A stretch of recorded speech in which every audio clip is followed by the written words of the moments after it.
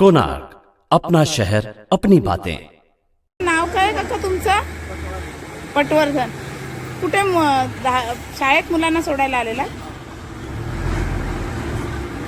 काय झालं नेमकं तुमच्या बरोबर?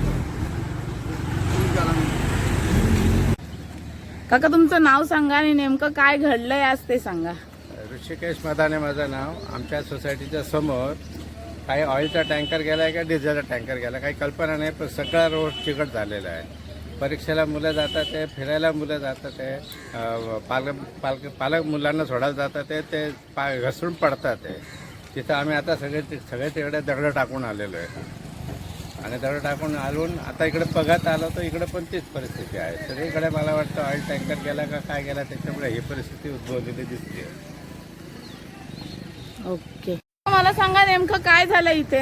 ऑइल पडलं मॅडम. एक एक मिनिट. थोडा पाऊस पडला यामुळे गाडी स्लिप होतात. किती गाड्या पडल्यात आठ सकाळपासून? गाडी पडली अजून. ओके. हे बघा, एक पण पडली आणि हाताला मार बघा किती लागले. तिकडे बघा तुमचं मागे.